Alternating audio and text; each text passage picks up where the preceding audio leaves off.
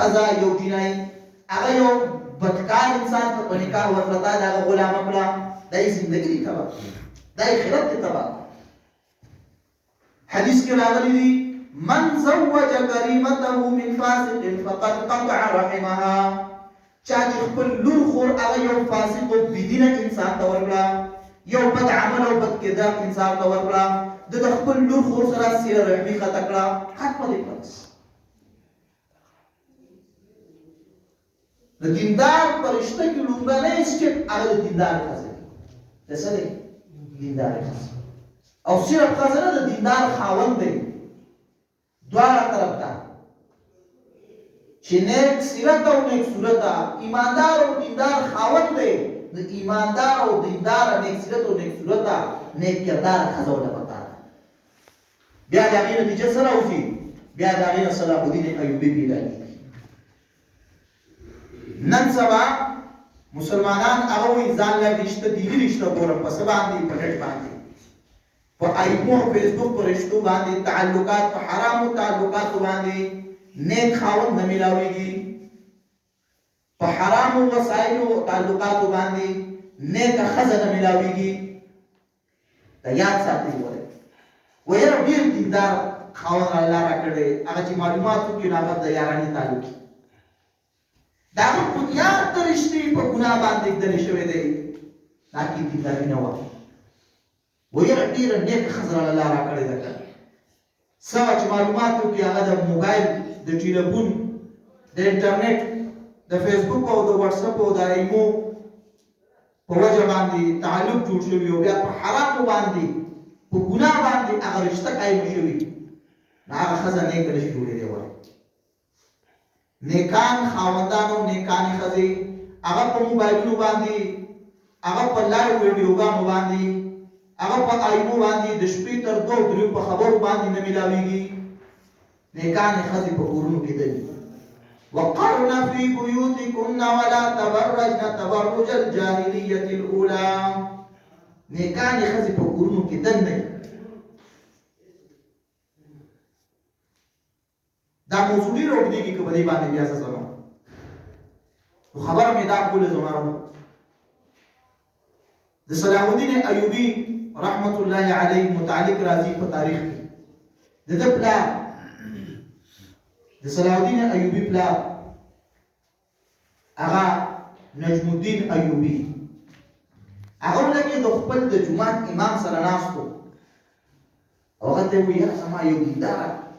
نیک ښځه پکار ده چې الله دې ماله نیک اولاد را نصیب کړي او هغه په الله په دین سره دومره درد لري او د الله په دین باندې دومره مینې د اسلام او د مسلمان سره دومره مینه چې رب العالمین دا هغه یو غټ سړی جوړ کړي او د هغه په لاس باندې الله بیت المقدس ازاد کړي دا خبره چې کله د امام ته د زړه دا اظهار وکړو خواهش یې وکړو نو د هغې نه مخکې هغه سره یو زنانه راغلی و چې ډېره تقوادار او پرهیزګاره وه او امام ته ویلو امام صاحب که چېرته یو نیک صالح پرهیزګار سړي رشته راغله نو زما رشته ورته وړاندې کړه په دې وجه باندې د نجم الدین ایوبي او د هغه د بیبي رشته وشوه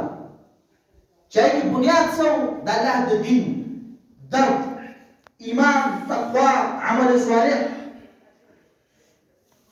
نو هغه رشته وشوه د هغې په نتیجه کې الله زوی ورکړو یوسف صلاح الدین چې هغه نن تاریخ کې د هغه نوم ژوندی دی رب العالمین د هغه په وجه علیه السلام ته څومره خیر او برکت رسولی دی چې کله په داسې رشتو باندې او په داسې شرایطو باندې په داسې صفاتو باندې رشتې کېږي بیا د هغې نه الله صلاح الدین ایوبي پیدا کېږي بیا د هغې نه نیکان صالحان اولادونه الله انسان ته نصیب کوي الله موحد اولاد نصیب کوي او زموږ یو لوی علمیه دا ده رشته وکړي په ګناه باندې بیا د الله د حکمت د تقاضي مطابق څه وخت پورې الله اولاد مؤخر کړي اولاد نه میلاویږي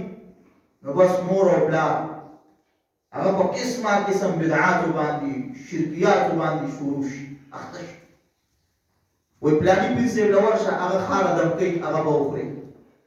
او پلاني پیر صاحب دمګر له ولور شي هغه اګای دم کوي او هغه چې کله خو تعالی ما الله نه اولاد درکې او پلاني مزار ته چې لړشي او هغه مزار باندې نظرانه ورکې تا ته الله اولاد درکې او د پلاني بابا په نوم باندې چې نظرانه ورکې تا ته الله اولاد درکې نو کوم پلاني مولا سره او پلاني پیر سره چې ورکې هغه د تعویذ درکې او تعویذ نظرانه په نوم باندې وتړي او تعالی الله تعالی اولاد درکې نو کوم اولاد چې د شرکیاتو کفریاتو بدعاتو خرافاتو په نتیجه کې دنیا ته راځي اگر که الله یې درکوي هغه اولاد څنګه موحدین جوړ شي هغه اولاد څنګه نیکان او صالحان جوړ شي نو اول شي پرشته کې د نیک اولاد د ایمانی تربیت او دینی تربیت لپاره هغه د هغې اولاد د دنیا د راتلو نه مخکې د هغې لپاره د یو نیک صالح مور او د یو نیک صالح دیندار پلار انتخاب وکړي شي امیر المؤمنین عمر بن خطاب رضی الله عنه سره یو اعرابي راغی او یشکو الیه عقوق ولده ورته امیر المؤمنین زما زوی ډېر نافرمان دی ډېر نافرمان بچی مې دی خبره مې نه مني خدمت مې نه کوي اول هغه بچی راوغوښتو عمر جان ته تپوس وکړو ویې لکه دا ولې دا پلار بېادبي کوي او د هغه احترام نه کوي خدمت یې نه کوي نافرماني کوي هغوی د امیر المؤمنین د اولادو په خپل پلار باندې څه حق شته وی څه حق دی لومړی حق یې دا چې د هغه دپاره یو نیک او صالح دیندار مور انتخاب وکړي په رشته کې ځکه چې النساء مصانع الرجال دا زنانه چې کومې دي که نه د دوی نه د امت ځوانان پیدا کېږي چې کله زنانه ښځه د هغې رشتې په وخت کې تا ترجیح او شرط او صفت دې دا ګڼو چې دیندار او نیک وي نو چې کله مور نیکه وه د هغه کور هغه به ماحول معاشره به د هغې کور هغه نیکي دینداره وي د هغې کور ماحول به ایماني ماحول وي او کوم اولاد چې الله هغې ته ورکوي هغه اولاد به ایماندار او دیندار اولاد وي نو چې کوم اولاد ایماندار او دیندار هغه دنیا ته راځي د نیکانو او بچي هغه بچي هم نیکاني چې کله بچي نیکاني ایماندار او دیندار وي د الله خشیت او خوف لرونکي او په ژوند کې د بل انسان درد او احساس لرونکي هغه معاشره